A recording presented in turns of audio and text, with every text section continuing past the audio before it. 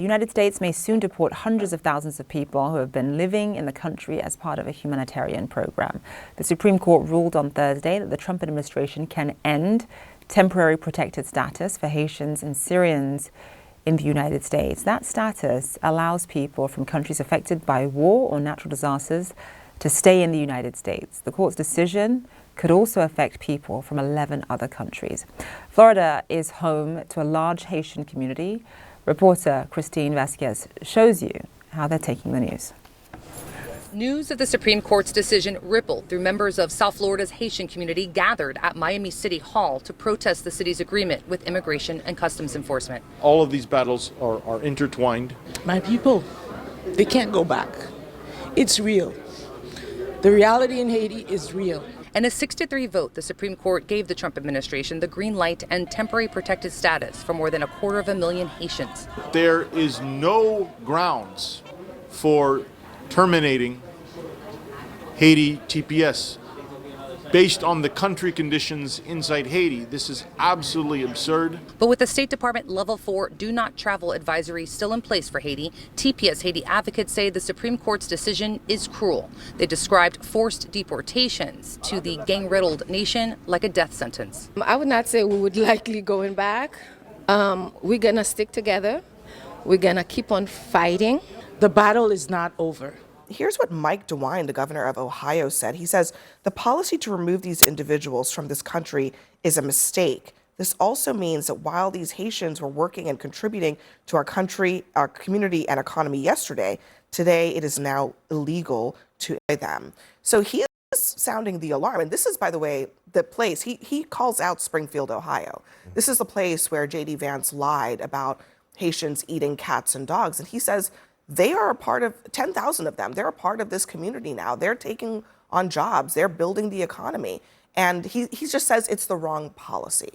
Yeah, it is. And so the court's decision is actually really good for Haiti as a country, as a sovereign nation, because the first word in TPS is temporary. It's always supposed to be temporary. And specifically in regards to the Haitians who have come here, the first batch came, I think, in 2010 after the earthquake in Haiti. It's been 16 years since the earthquake. So that's not temporary. And at what point, by American standards, are we going to decide that Haiti is livable again? When's that day coming? Is that coming in 6 months? Is that coming in a year? Probably not anytime soon.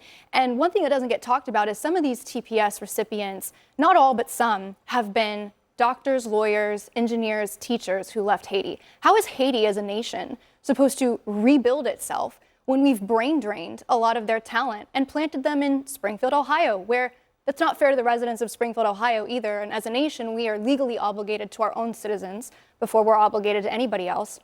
Springfield, Ohio, notice how the migrants they're never brought to Nantucket. They're never brought to Beverly Hills. They're never brought to Martha's Vineyard. They're never going to go compete with hedge fund bros who inherited the job from their dad. They're always going to be brought to middle America, places like Springfield, Ohio, where they're going to have to compete with Americans for wages, depreciate those wages. I'm sure, does anybody at this table, have you heard the name Aiden Clark? An 11-year-old boy? No? You guys don't know his name? Here we go 11-year-old boy killed again. by a Haitian immigrant under TPS with no American driver's license, who rammed his car into a bus, killed 11-year-old Aiden, and injured 20 school children. Who is this good for? Not the Haitians, not the American people. I love how they cherry pick isolated cases and forget the fact that people who are immigrants actually commit fewer crimes than people who are residents in this country. But getting back to the point of this discussion about Haiti, first of all, I'm so glad that you're concerned about Haiti right now. I am. It's a sovereign nation. And the alleged brain drain. But the U.S. State Department says, would you let me speak? Because I let you speak.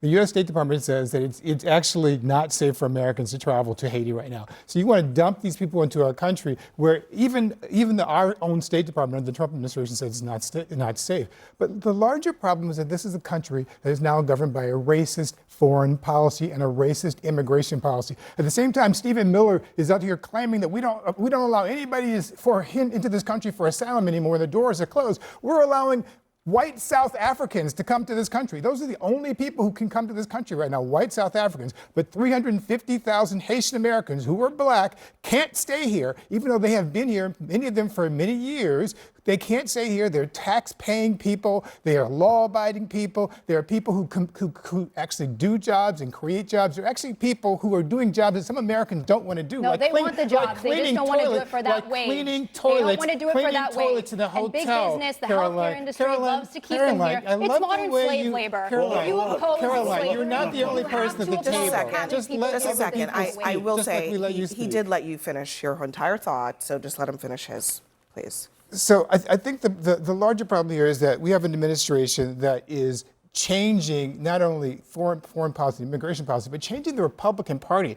What Raul said a moment ago is really important. This is a bipartisan bill. This is a bipartisan legislation, the Immigration Act of 1990, signed by President George H.W. Bush. At the time when Republicans and Democrats used to agree that it was okay, that America actually believed in the principles of the Statue of Liberty, that we actually wanted to have people come here and seek asylum, or at least come here and to be able to live here if they knew that their conditions were not good in their own countries. Well, first of all, I just want to note that to your point, the State Department has a level 4 warning for Haiti, Syria, and Somalia. It says do not travel for U.S. citizens, and if you do travel, prepare a will.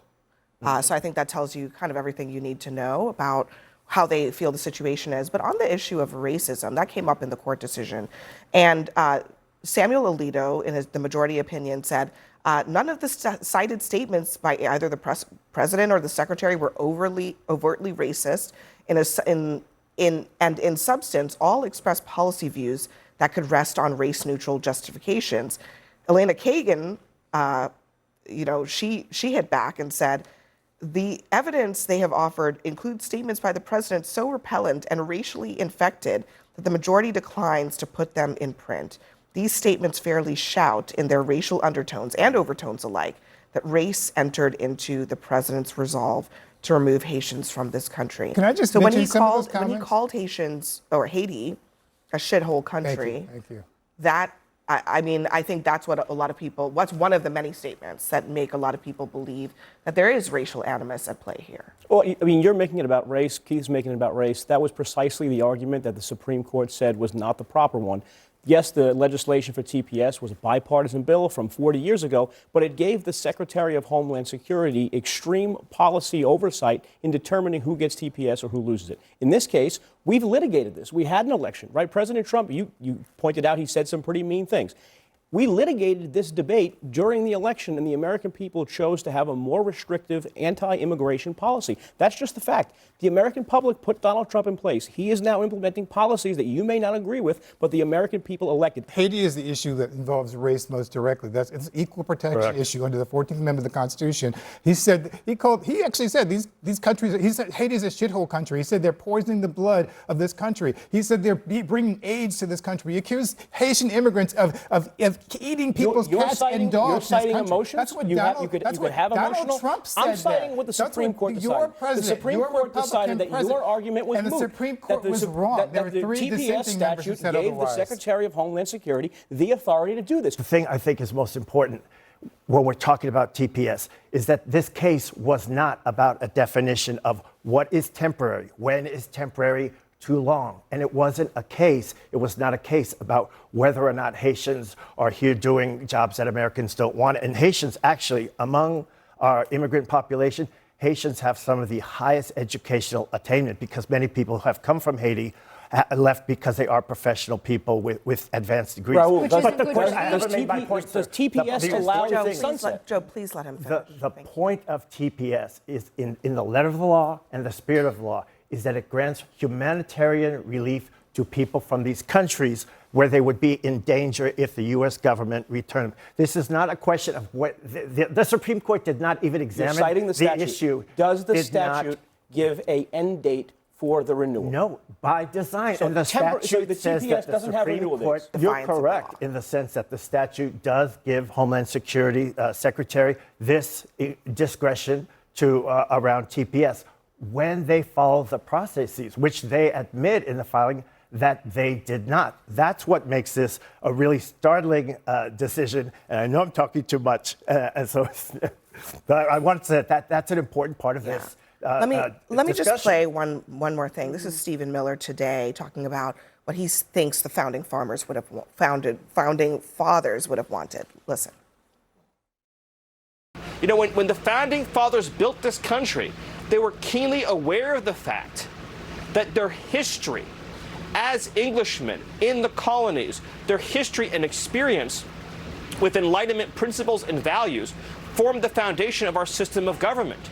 It's simply not the case, it has never been the case, to go back to the Haiti example, that you can just take 3 million people from a failed island, put them into America, and overnight that they are able to become fully successful, fully assimilated American citizens. That defies everything we know about how culture works, how assimilation works, how nations work. So, Amanda, I find it extremely rich for someone like Stephen Miller to say that, especially since his own ancestors, who were Jewish, who fled persecution, came to this country and were thought at the time to not be capable of assimilation, were thought at the time to not be compatible with American society. And they came here and they assimilated. And now he's in the White House. It is the embodiment of the American dream. I mean, it's literally engraved on the Statue of Liberty. Give us your tired, your poor, your huddled masses. Like, this is a place where you can come if you are not safe where you live. It is a place where you can come and incorporate and assimilate and be a true American. Can they come stay at your house? Can they come to your community? They are in our community. I live in New York City, one of the most diverse So cities can they in the come world. stay at your house? I would welcome them in my home. As I many would welcome as them we in my need? neighborhood. As If many they as are we coming need. here through the way. Could your house handle 10, even if it doesn't have room for 10? We should solve the housing crisis in New York City, and then I would love to do that's that. an excuse, but you could just take them now. TPS are not doing that. Let me let Amanda finish her I would just say, point, I think it's please. like such a devastating way to go into celebrating 250 years of America by kicking out the people who make America great, who make this country what it is. The immigrants who come and say, you know what, I'm going to come as a doctor, an engineer. I'm going to bring my talents to Springfield, Ohio, and make that a home. Was the Haitian migrant who killed 11-year-old Aiden Clark making America better with that action? That is Do you think his conflating. family would say that? Do you think his family would say that? You're going to kick out He killed a child 350,000 people without- because he of killed a one child. case. Is that One making case. America You're going to better? kick out I don't think that's my 350,000 definition people of because making of America one stereotype. better. What about One, I don't have to all give the you white one. people who commit crimes in this country? You're going One to kick life them out of this matters. country? You're going to One kick them out of this American country life too? matters. But But you haven't answered the question. Your comment is just Is as killing an racist as 11-year-old Donald Trump's American comment. child making America better? I didn't It's focus not. on one Haitian person and use that as a justification for a racist foreign policy. It's disgusting. It's abhorrent. It's And disgusting if that an you stand here 11-year-old and was use that as killed by a justification Haitian migrant to who smear an rammed his entire car into a population that bus. Trump already That is called disgusting. shithole? A shithole country? He was referencing That the shows government, exactly what which MAGA treats is their made people of. It's poorly. made of racism. All right, we got to just leave it there.